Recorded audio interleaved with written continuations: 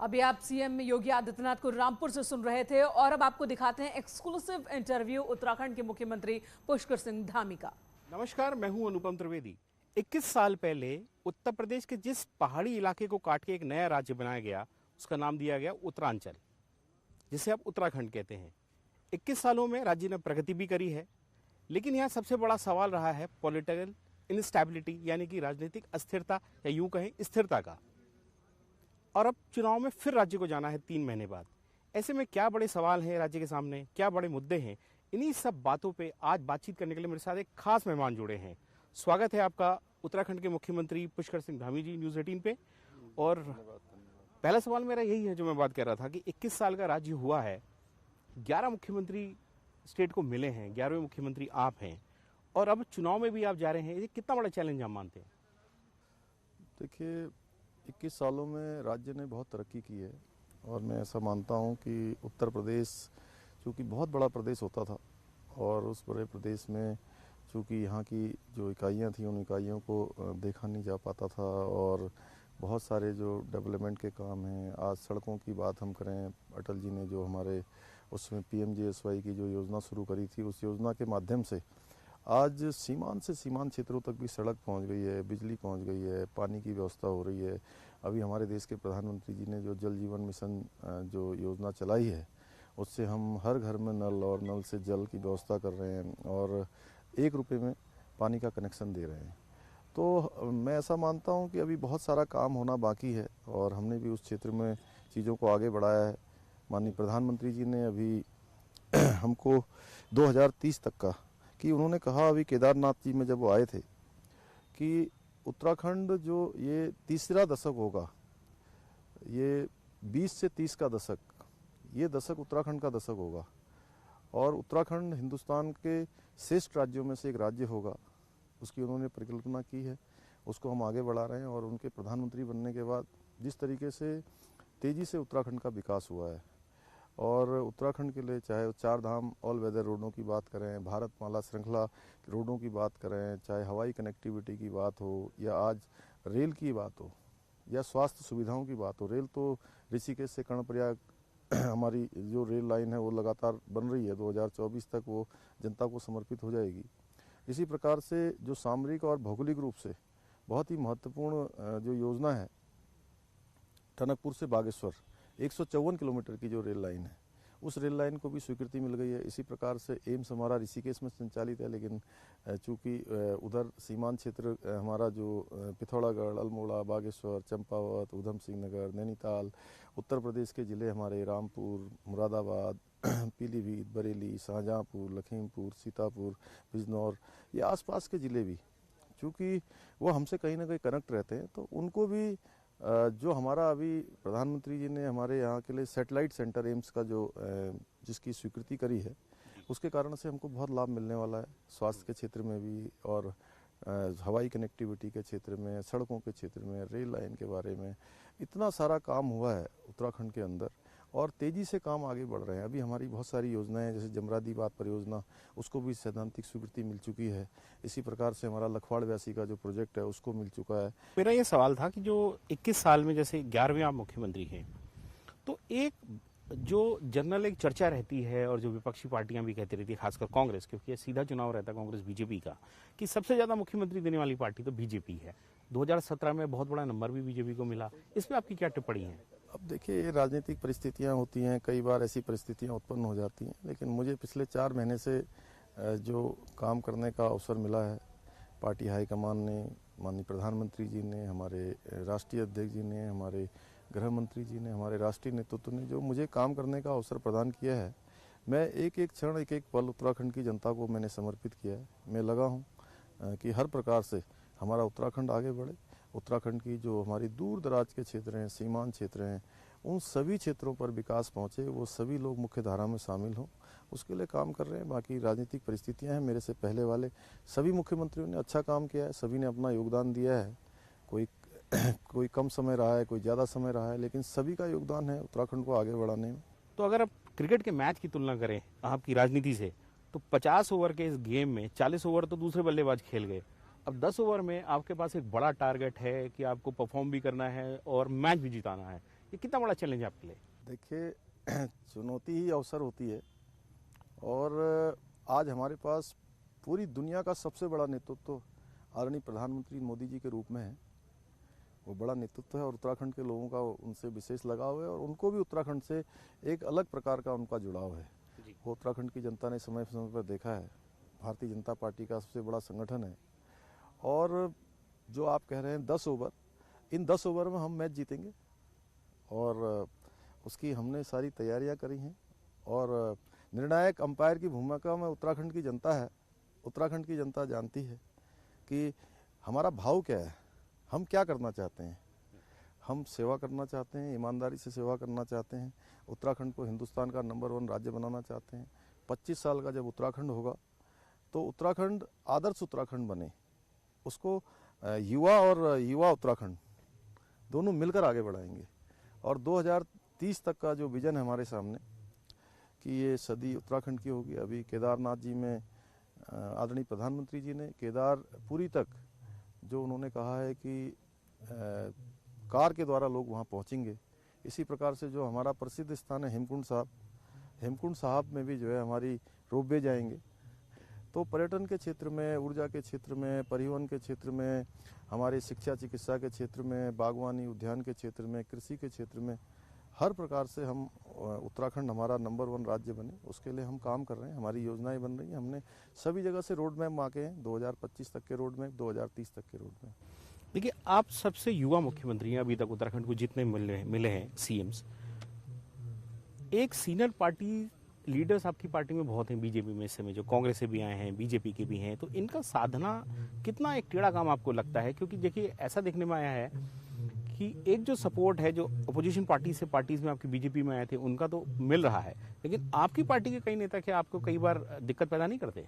नहीं, सभी का सहयोग मिल रहा है और सभी का सहयोग मिल रहा है। निश्चित रूप से मैं उनसे अपेक्षाकृत आयु में छोटा हूँ, तो निश्चित रूप से सभी का स्नेह मेरे साथ है और कोई मेरे साथ किसी को कोई असुविधा नहीं होती और मैं स्वयं अपनी तरफ से भी कोशिश करता हूँ कि सभी लोगों को भरपूर सम्मान दूं और जो सब मेरे से बड़े हैं उन सभी के अपने अनुभव हैं, काफ़ी लंबा अनुभव है और लंबे समय से काम कर रहे हैं। हम उनके सारे अनुभवों को सरकार में हो चाहे संगठन में हो, हर प्रकार से जनता की सेवा में जितना उसका अधिक से अधिक उपयोग हो सकता है, जनता के लिए जितना अच्छा हो सकता है, उसकी हम लोग योजना कर रहे हैं और उस योजना के तहत ही आगे बढ़ रहे हैं। जी, जब आप सीएम बने तो उससे पहले आप एक विधायक थे, एक प्रोफाइल डिफरेंट था, आपका एक कंस्टिट्यूएंसी विशेष में आप एक्टिव रहते थे, अब आपके पास पूरी प्रदेश की जिम्मेदारी है, तो टाइम को कैसे मैनेज करते हैं आप? आपके स्टाफ ही बता रहा था कि आप सुबह से जगते हैं, लेट नाइट आधी रात तक लगे रहते हैं, कैसे मैनेज कर पाते हैं? नहीं देखिए, हमको मैं सच बताऊं तो मैंने प्रधानमंत्री जी हमारे लिए मार्गदर्शक हैं और जो कार्य व्यवहार, जो कार्य संस्कृति उन्होंने देश के अंदर पैदा की है, तो वो आज देश के प्रधान सेवक हैं और हम लोग यहाँ पर प्रदेश की सेवा कर रहे हैं। तो निश्चित रूप से जब प्रधानमंत्री जी हमारे 20 घंटे 22 घंटे काम करते हैं तो हम उनसे प्रेरणा लेते हैं, उसी को आगे बढ़ाते हुए यहाँ पर जितना भी अधिकतम समय होता है 2-3-4 घंटे सोने के अलावा सारा का सारा समय हम अपने काम में ही लगाते हैं, चाहे वो जन संवाद हो, जनता के बीच में जाना हो, संगठन की गतिविधि हो, सरकारी काम हो, सभी को अलग अलग तरीके से हमने बांटा है, तो उसके आधार पर ही काम करते हैं। अब ये जरूर है कि हाँ, विधायक रहते हुए चूँकि एक क्षेत्र की रहती थी, लेकिन उसके बावजूद भी चूँकि मैं प्रांतीय स्तर पर पहले भी काम कर चुका हूँ। मैं प्रदेश अध्यक्ष रहा युवा मोर्चा का लगातार 7 वर्षों तक और पार्टी में भी उपाध्यक्ष की जिम्मेदारी रही, पहले से भी छात्र राजनीति में रहा, विद्यार्थी राजनीति में रहा, तो उससे पूरे प्रांत के अंदर और सभी लोगों से संपर्क है। तो पहले से भी जो है चूँकि सभी लोगों से मिलना भी है, पूरे क्षेत्र की अधिकतर क्षेत्रों की सब जानकारियाँ पहले से हैं, इसलिए कोई बहुत ऐसा कठिन नहीं लगता है। अभी हाल में बाई इलेक्शन हुए हैं, जो हमारा उत्तराखंड का पड़ोसी राज्य है हिमाचल प्रदेश, वहाँ के रिजल्ट कांग्रेस के फेवर में आए। वहाँ के चीफ मिनिस्टर ने इस बात को कहा ऑन रिकॉर्ड कि महंगाई एक वजह बनी कि जिससे हम थोड़ा सा चुनाव हार गए। आपको क्या लगता है, क्योंकि हिमाचल का इम्पैक्ट उत्तराखंड में पड़ता रहा है पहले भी पहाड़ी जिलों में, आप इसको किस तरीके से देखते हैं? नहीं देखिए, हमारे बगल में हरियाणा भी है और वहाँ हम जीते हैं उत्तर प्रदेश भी हमारे बगल में है, जिस राज्य से हम आए हैं वहाँ हमारी 7 में से 6 सीटें हम जीते हैं। और हरियाणा में जहाँ पर हम एक बड़ा, चूँकि वहाँ पर किसानों का भी आंदोलन चल रहा था, वहाँ भी हम जीते हैं। तो निश्चित रूप से हाईकमान उसकी समीक्षा कर रहा होगा। बीजेपी ने नारा दिया इस बार कि अब की बार 60 पार। 57 आपके तब आए थे विधायक जब पार्टी की बहुत अच्छी स्थिति यहाँ पर थी और पूरा एक माहौल था। आपको क्या लगता है कि 60 पार वास्तव में हो पाएगा? हाँ हाँ, निश्चित रूप से आप देखिएगा कि जब परिणाम आएंगे तो आपको दिखाई देंगे। सारे पूरी जनता में और हमारे कार्यकर्ताओं में सभी में बहुत जोश है, बहुत उत्साह है। निश्चित रूप से परिस्थितियां बदली हैं और सरकार ने बहुत अच्छा काम किया है। हमारी सरकार ने लगातार जो घोषणाएं की हैं वो सारी की सारी धरातल पर उतरी हैं। जो शिलान्यास किए हैं उन सभी के लोकार्पण हो रहे हैं। जो भी योजनाएं शुरू की हैं वो योजनाएं पूरी हो रही हैं। और मैं स्वयं पूरे सरकार के सभी मंत्री, हमारे वरिष्ठ नेतागण, संगठन के लोग जनता के बीच में जहां भी जा रहे हैं एक उत्साह का वातावरण है और लोग हमारी भावनाओं को समझते हैं और सभी जानते हैं कि प्रदेश का विकास देश के विकास के साथ जुड़ा है। और प्रदेश के लिए मोदी जी ने जो काम किया है वो उत्तराखंड की जनता अच्छी तरह जानती है। सैनिक बाहुल्य प्रदेश है और मोदी जी ने जिस प्रकार से आज सेना का उन्होंने मनोबल बढ़ाया है, जिस प्रकार से गलवान घाटी से पूरे देश, पूरी दुनिया को संदेश दिया है, 1 रैंक 1 पेंशन लागू किया है, 5वां धाम सैन्य धाम यहाँ बनाने की घोषणा की है, अपनी होली, दिवाली, अपने जन्मदिन, अपने सारे त्यौहार मोदी जी जिस प्रकार से सैनिकों के बीच में मनाते हैं, तो सारे लोग जो है इस बात को भली भांति जानते हैं। इसलिए मैं समझता हूँ कि डबल इंजन की जो बात मोदी जी ने करी है उसको यहाँ की जनता निश्चित रूप से स्वीकार करेगी। और मैं वचनबद्ध होकर कहना चाहता हूँ कि जो प्रधानमंत्री जी का जो उत्तराखंड को लेकर सपना है उस सपने को साकार करने के लिए हम अपने पूरे प्राणों प्रण से काम करेंगे। प्रधानमंत्री अभी केदारनाथ आए, उससे पहले गृह मंत्री देहरादून आए और दोनों बड़े जो नेता हैं आपकी पीठ थपथपा के गए। आपके लिए कितना बड़ा बूस्ट है? क्या आपको लगता है उस पीठ थपथपाने के साथ एक बड़ी जिम्मेदारी भी आई है? हाँ, निश्चित रूप से देखिए ये उनका, हमारे प्रधानमंत्री जी का, गृह मंत्री जी का, हमारे रक्षा मंत्री जी का, एक केंद्रीय नेतृत्व का आदरणीय नड्डा जी का, मैं सभी का आभारी हूँ कि उन्होंने मुझे जो दायित्व दिया है। और जैसा आपने कहा कि जब अपने बड़े किसी को आगे बढ़ाते हैं तो उससे अपेक्षा भी होती है और मैं कोशिश कर रहा हूँ कि जो उत्तराखंड को आगे बढ़ाने की जिम्मेदारी उन्होंने मुझे दी है, उत्तराखंड का सर्वांगीण विकास करने की जो जिम्मेदारी दी है, उत्तराखंड के अंतिम छोर में खड़े हुए व्यक्ति तक विकास पहुंचाने की जो जिम्मेदारी दी है उसको मैं पूरा करूंगा और मैं उसमें लगा हूं। अच्छा, चुनाव में आप जा रहे हैं अगले 2-3 महीनों में। यहाँ जो मुख्य विपक्षी पार्टी है वो कांग्रेस है। कांग्रेस में जिस तरीके का एक जमाने में जो सिर्फ फुटबॉल दिखता था वो तो अब वहाँ नहीं दिखता क्योंकि वहाँ नेता बहुत कम रहे हैं। लेकिन कांग्रेस कितनी बड़ी चुनौती आपको लगती है? नहीं, कोई चुनौती नहीं है। उनके यहाँ बहुत सिर्फ फुटबॉल है, वो आपको दिखाई नहीं दे रहा है। थोड़ी देर के लिए जो है उसको जो है लीपा पोती हो रखी है और लेकिन हम उन पर ज़्यादा ध्यान नहीं दे रहे हैं। हम तो चूँकि हमारे सामने जो काम है, हमारा जो फोकस है, हम उस पर काम कर रहे हैं कि हमें उत्तराखंड को आगे बढ़ाना है। जो प्रधानमंत्री जी ने विजन यहाँ के लिए तैयार किया है उसी विजन को आगे लेकर हम काम कर रहे हैं। कांग्रेस की अपनी अंदरूनी राजनीति है, वहाँ पर आप देखते होंगे कितनी धड़ेबाजी है, किस प्रकार की उनकी अभी परिवर्तन यात्रा जब उन्होंने निकाली थी, उस परिवर्तन यात्रा में जिस प्रकार से आपस में लड़ाई हुई है, जिस प्रकार से लोगों में जो है चला है, उस सभी ने देखा है। जी, देवस्थानम बोर्ड एक ऐसा मुद्दा है कि जो मतलब बीजेपी के ऐसा लगता है कि जो ना निगलते बन रहा है ना उगलते बन रहा है। किस तरीके से लेते हैं आप इसे? नहीं, देवस्थानम बोर्ड को लेकर हम बिल्कुल, हमारा स्पष्ट मत है। हमने कमेटी बनाई है, आदरणीय मनोहर कांत ध्यानी जी के अध्यक्षता में कमेटी बनी है। उस कमेटी ने एक अंतरिम रिपोर्ट दी है, अभी अंतिम रिपोर्ट आनी बाकी है और जैसे ही उनकी अंतिम रिपोर्ट आती है हम सारे तीर्थ पुरोहितों से बात करेंगे, सभी लोगों से बात करेंगे, हक हकूकधारियों से बात करेंगे, पंचायत के लोगों से बात करेंगे, रावल उस क्षेत्र में रहने वालों से बात करेंगे, सभी से बात करके हम उस पर हल निकालेंगे। लेकिन देखिए, चुनाव का माहौल है और अभी आपने देखा जिस तरीके से सीन्स देखे कि पूर्व मुख्यमंत्री को वहाँ घेराबाड़ी कर दी, एक मंत्री को के खिलाफ नारेबाजी हुई है, तो एक जो पूरा सेंटिमेंट है, ये सेंटिमेंट कितना स्ट्रांग होता जा रहा है? ऐसा गढ़वाल में कई जगह लगता है कि ये स्ट्रांग जो है सेंटिमेंट कहीं बीजेपी को नुकसान ना दे दे। नहीं, मैं भी अगले दिन गया था, मैंने उनसे बात करी थी और बात करने के बाद देखिए सारे लोग प्रधानमंत्री जी के कार्यक्रम में भी आए थे, उन्होंने माननीय प्रधानमंत्री जी का भी स्वागत किया और हमारी भी बड़ी सौहार्दपूर्ण बात हुई है। हम उनका हल निकालेंगे, उनकी सारी शंकाओं का समाधान करेंगे। लैंड जिहाद के मुद्दे पे आप बहुत सीरियस दिखे हैं, आपने कुछ निर्देश भी दिए। क्या आपको लगता है ये इतनी बड़ी समस्या हो रही है उत्तराखंड में? देखते हैं, उसमें हम लोगों ने अभी उसमें भी कमेटी बनाई है और उसमें हमने जो ज़रूरी काम है हमने कहा है कि उसको सख्ती से हम लागू करेंगे और उत्तराखंड राज्य के हित में जो भी होगा उसको भी करेंगे। एक मेरा सवाल और था कि उत्तराखंड जब बना था या उत्तरांचल जब बना था, जिसे आप उत्तराखंड कह रहे हैं, उस समय जो इसकी राजधानी तय नहीं हो पाती, गैरसैंण को समर कैपिटल पिछले मुख्यमंत्री ने बनाया। आपका क्या विचार है कि परमानेंट कैपिटल कहाँ हो उत्तराखंड के? लोग जानना भी चाहेंगे। नहीं, देखिए, अभी गैरसैंण को ग्रीष्मकालीन राजधानी बनाई है और वो हमारी संभावनाओं का, सबकी भावनाओं का एक स्थान है। वो स्थान अच्छा बने और वहाँ का विकास हो और वो केंद्र बिंदु है, हमारे हर प्रकार से केंद्र बिंदु है, उसी के अनुरूप हम काम करेंगे। एक सवाल आपका राष्ट्रीय कार्यकारिणी से जुड़ा है। आप बतौर मुख्यमंत्री पहले बार उसमें शामिल हुए हैं, क्या बातें रखी हैं आपने? नहीं, राष्ट्रीय कार्यकारिणी में चूँकि मुझे योगी आदित्यनाथ जी ने जो राजनीतिक प्रस्ताव रखा था उसके समर्थन में मुझे खड़ा होना था, उसके समर्थन में बोलना था।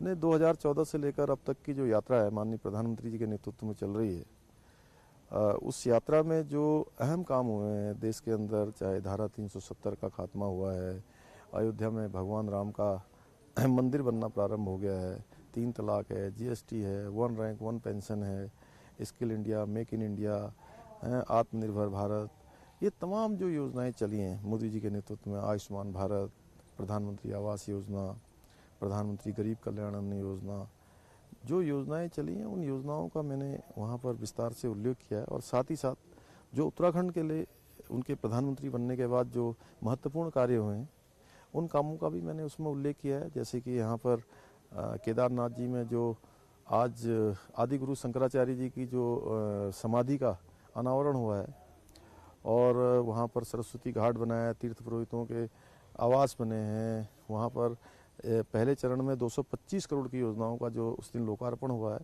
और 184 करोड़ की योजनाओं का शिलान्यास हुआ है। अभी पहले चरण का, दूसरे चरण का और उसके बाद अप्रैल से तीसरे चरण का काम प्रारंभ होगा। तो केदारपुरी के बारे में जो कभी सपने में भी किसी ने नहीं सोचा, सैकड़ों वर्षों में जो काम किसी ने नहीं किया, वो जिस प्रकार से आदि गुरु शंकराचार्य जी ने पूरे देश को, पूरा पश्चिम, उत्तर, दक्षिण सबको जोड़ने का काम किया, आज मोदी जी के नेतृत्व में वो काम हो रहा है जो सदियों में किसी ने सोचा नहीं। उस काम को प्रधानमंत्री जी के निर्देशन में भव्य केदारपुरी बनने जा रही है जिसको पूरी दुनिया देखेगी आने वाले समय में। और उसी प्रकार से बद्रीनाथ धाम का भी जो है वहाँ का भी कायाकल्प होने वाला है, वहाँ भी उसका भी मास्टर प्लान तैयार हो गया है। जल्दी हमारा प्रयास है, 245 करोड़ रुपए की धनराशि वहाँ के लिए भी स्वीकृत हो गई है, वो भी जो है जल्दी ही वहाँ पर काम शुरू हो, उसके लिए काम चल रहा है। यही सब बातें मैंने रखी थी। अंतिम 2 सवाल मेरे हैं। इस बार एक चर्चा बीजेपी के अंदर है कि बहुत से सिटिंग विधायकों का टिकट काटा जा सकता है, आपकी क्या राय है? नहीं, देखिए, अभी टिकट का मुद्दा नहीं है। अभी तो हम लोग सभी क्षेत्रों में काम कर रहे हैं। मैं स्वयं सर विधानसभा में जा रहा हूँ और पार्टी हाईकमान सारी चीज़ों का आकलन करता है। देखिए, टिकट तो देश काल परिस्थिति के अनुसार मिलते हैं और अभी टिकट का समय नहीं है। जी, एक अंतिम सवाल मेरा ये है कि 4 चुनाव जो उत्तराखंड में पिछले हुए हैं उनमें कभी ये मिथ नहीं टूट पाया है, एक पार्टी की जिसकी सरकार रहती है तो अगले बार वो नहीं आ पाई। इस मिथ को आप क्या तोड़ना, किस तरीके से आप देखते हैं इस पूरे डेवलपमेंट को? सारे मिथ टूटेंगे, सारे इतिहास बनेंगे। चलिए मुख्यमंत्री जी, बहुत धन्यवाद। तो ये थे उत्तराखंड के मुख्यमंत्री पुष्कर सिंह धामी, जिन्होंने आज अपना समय दिया और अपनी बातें खुल के हमारे साथ रखी।